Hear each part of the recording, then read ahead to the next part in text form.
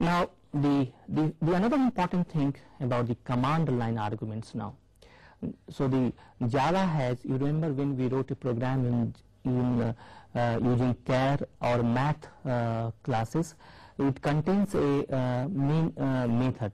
Now main method contains a command line arguments, and it is declared to be args of a string data types now. So you are passing some, so the purpose of this program is to understand or to handle the command line parameters. When you are running your program, when you have written Java, name of the class, and then you are giving certain parameters, then those parameters which you are giving at the command line will be stored into the command line arguments, and then so this program is talking about how to use those parameters which will be stored into command line argument. Let's say in this case, what in this program is written that will perform binary operations. What we are trying to do, the binary operations I want to try to do it. This program receives 3 parameters, and all these parameters at the command line, the program receives an operator as a first parameter and 2 other integers as 2 second parameters. For example, you have to write like this, you run this program Java, this is the interpreter, and then you write test command parameters, this is the name of the command, Java test command parameters, and then after that you write plus 2 and 3. So basically we are giving them 3 command line parameter. One will be the binary operator, plus, minus, multiplications, and these other 2 will be the argument, and then we see, then I will try to interpret the result now. So the purpose of this program is to handle the command line arguments. Now let's say for example, so in this case if you write plus 2 3, the result will be basically 2 plus 3 equals 5. So this will be my final result. Now let's see how to write this program. Now program will be, let's say I have defined as usual test command parameters, which contains one method called main methods. Now I have one variable called result, which is equal to 0. Now if arg.length not equal to 3, then I am printing certain message that please use the operators like this. Basically unless you have unless there are 3 parameters, this program will not work, will not make any sense. So if less than 3, simply I am coming out of it. If it's equal to 3, then only I am entering into it and then processing these arguments. Now for example, how I'm trying to process them. So there is a switch statement in Java similar to C languages. Now and switch if there is a plus, if the first parameter is a plus, The character act basically filters the first parameter. If the first parameter is a plus, then I am taking the first argument, taking the second argument, and these two are will be added with plus operator. Now these two arguments are integer type. So to pass the integer parameters through command line, you just see the method is the parseInt, which is defined into integer. So if you want to input integer value, you simply write integer dot parseInt, integer dot parseInt. Same way with minus, again I am doing the similar exercise, that if minus, then I am subtracting these two parameters, and then break. So basically switch statement have a break. Now if it is multiplications, I am multiplying them. It is a division, I am basically dividing these operations now. So then finally I am printing the argument, printing my final result. Now arc0, arc1 is the first argument, the arc0 is the second argument, which is basically operator is the middle argument and the middle parameter, and arc2 is the third parameter. So this is the way. So the purpose of this program was to explain you command line argument handling, and secondly how to use a switch statement in your program. So now the last program is related to what we call how to calculate the Fibonacci number. Now this program, the two things in this program, two things are there which I want to explain to you right now. First thing is that how to handle the command, how to handle recursion in a program, and the second one how to pass a parameter from one method to another method. Now the recursion is a very important concept in Java programming language, like in other programming language, C language, C++ and Pascal. Other old programming language didn't support the recursion. Many in computer science, the many problems are recursively defined. When you will learn a data structure course later on, then you will understand the importance of the recursion. But at this time also, it is I think I will try to explain you, and you have to be comfortable with this concept. Many things, for example, factorial number is also defined recursively. Now if something is defined through itself, this is called a recursion. So any factorial number, take example of 5 factorial. Now 5 factorial is defined through 4 factorial. We write 5 factorial equals 5 multiplied by 4 factorial. 4 factorial we write 4 multiplied by 3 factorial, and so on. So if any number is defined through another number, that is called a recursion. And this concept is a very important concept. Many things like if in data structure we have a tree concept, various sorting algorithms can be defined through recursion. Recursion, if you write certain those programs which are recursively defined using the recursion concept, the program will be much more compact and readable. So let's see, we have another example here, in this case Fibonacci series. Fibonacci series is also recursively defined. If I have to find the new number, I will be finding out by adding 2 previous numbers. So again here finding out one number is defined through finding out 2 previous number and adding to it. So this is recursive definition. Now see how we have gone about it. We have defined a class called test Fibonacci. Just see this slide. Now here we have a main method as usual. Now I have defined variable called in, which is equal to 5. It all depends upon any number you can give them. And then I am calling, then I am printing the value called fib in, which is defined into some other method, and passing this value in. So I have defined a recursive method called fib and passing the parameter of in, that is equal to 5. Now just see how this fib has been defined. Let's say this method is called fib. So to define how to write a recursive program, you must define a function. That is the requirement. Must define function, and that function should call itself. Now how I am calling, you try to understand the architecture of this program. The function is being called from this line by passing different arguments now. So I am calling the same function with n-1 and n-2.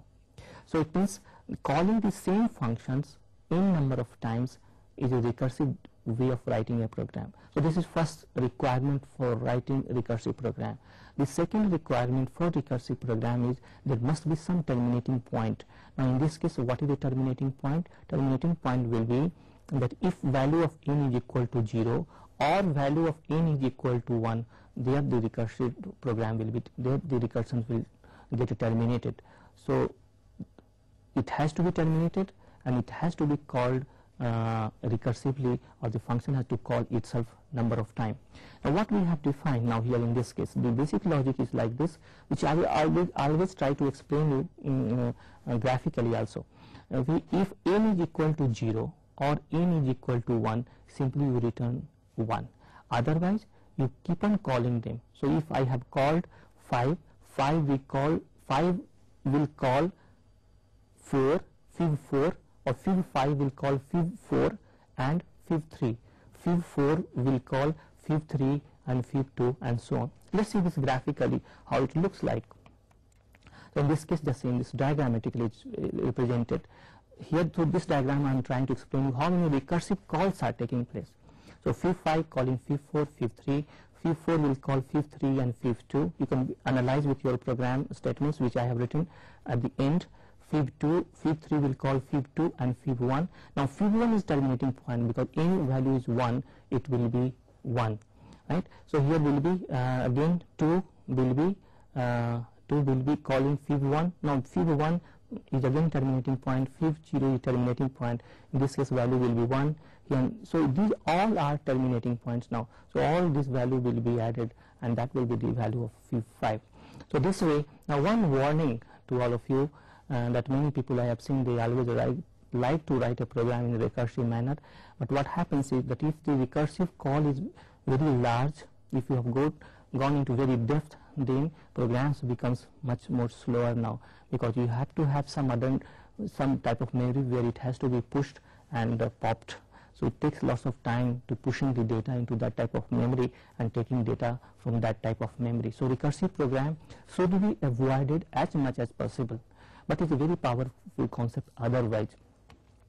So this type of program can be easily written through for loop statements or through while statements.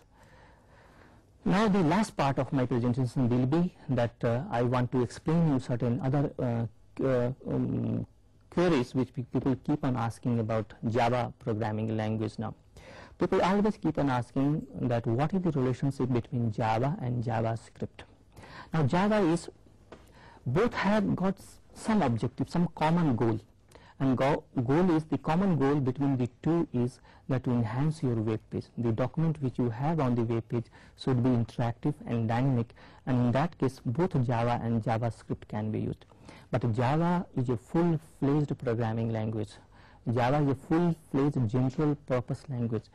Java is not only used to enhance your web page, it can be also used to write a distributed application, writing in true sense client-server applications, where a client will be talking to many servers, a server will be talking to the many clients, and so on.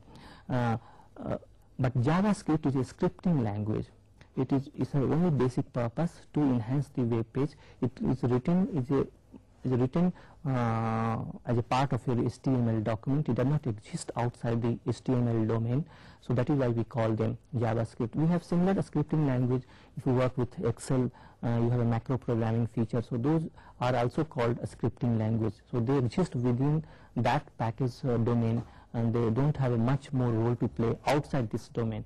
So scripting language is similar to that one, and JavaScript was defined by Netscape. Java was defined by some people. Now the second is that what is the difference between the instance variables and methods and class variables and methods. Now we have used, now most of the time you access the methods and variables through an object. You have a class, you declare an instance of this class and access all the methods and variables. But in sometimes the variables and method are associated with only class, it should not be instantiated. And sometimes, for example, you have seen the system.out. System.out is a class variable. System.in, this is also a class variable. So if the variables are behaving, or it has to behave in in a generic terms for all those objects or instances, then we use a what we call them class variables or class methods. Now once again, the point which I am trying to explain to you is that we always access methods and variables through object of a class, but this value you can modify to it, and methods also you can modify to it. But when we have a class variable, it will behave for all the objects same way. In that case, we variables are simply confined to only the class rather than instance of that class. So example, class.out and system.out, system.in, they all are called class variables.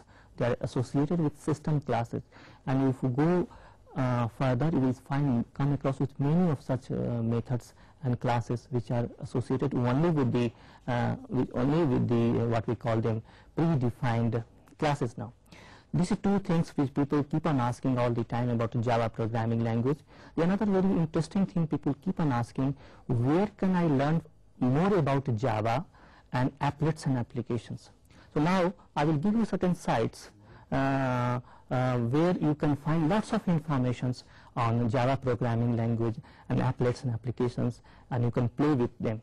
Let's say in this case, this is the important site. Let's say once again, if you want to have more tutorial on Java programming language, you just say the http://java.sun.com. This is the important site for all the materials. You see the first one, all the materials are available on this site.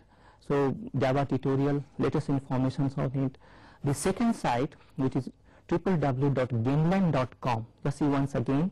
Now here we have lots of applets are defined. Java is famous for two types of applications.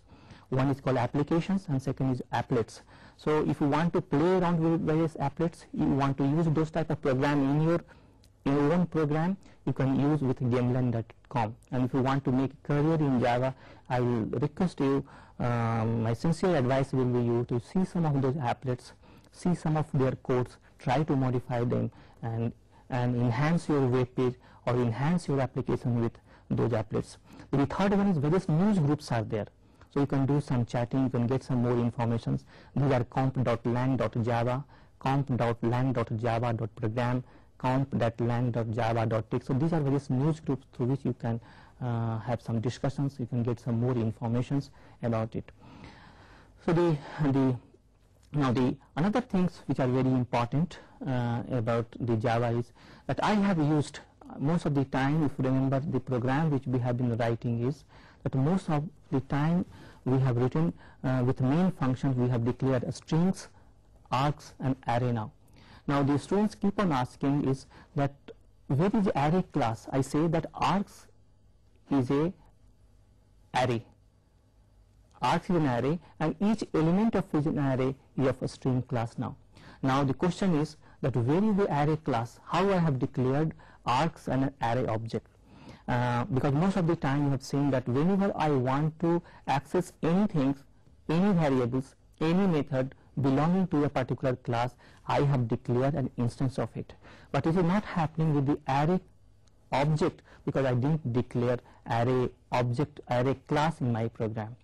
This is exceptions now, that automatically the Java browser or let's say Java system creates a array class. The array class keeps on running behind the scene and you can directly work with array objects rather than creating. For example, like whenever you have written a program and using certain classes from java.lang, you didn't import them specifically, Java system automatically imports all these classes with your program and you can work with it. Same things happens with array. You don't need to declare any array class for using the array objects. Now, like for example, how I have worked with array, I think some of the examples contain some of the things. Like for example, array objects contains a variable called length.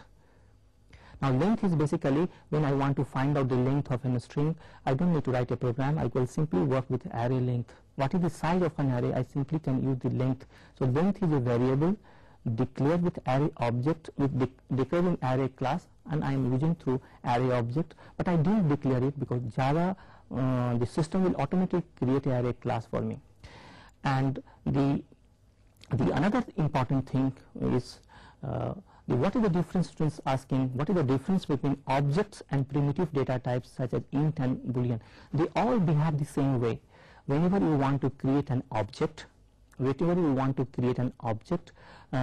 has to be certain type, it has to be certain class type. So whenever you declare int x, int y, or char a, so the variable is y of char data type, just like an object is a particular class type. They all behave the same way, but these are the primitive data types defined by the system itself. How much memory should be used, system takes care of it, and it does not contain any other thing. But whenever we define our own class, you are the architect of this class. You have to define various methods, various structure of it, and then you can use them.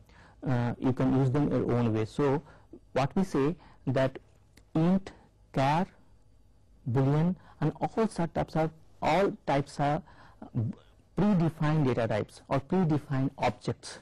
But these are much more simplified because it does not contain any methods and any other thing, whereas the object or class defined by the user is a user defined data types, and the memory requirement of these data types will be according to the size of your class, how many methods you have used, what type of data structure you have used, and so on. So this is again important things about Java programming language. Now let me summarize now very quickly now what we have discussed so far. I have gave you three sessions on Java programming language. We gave you various features of Java programming language. We also recall Java is a complete object-oriented programming language, just like a C++, but it's much more simplified than C and C++ programming language. It does not have multiple inheritance. There is no more go-to statements here. There is no pointer types. There are no pointers arithmetic. So it's a much more simplified object-oriented programming language. When we say fully fledged object-oriented programming, it means that everything is encapsulated into a class and this one. So Java is a full-fledged programming language, full-fledged object-oriented programming language. Java, another important thing about Java is that Java is a multi-threaded programming language. Through multi-threading, your programs becomes much more optimized.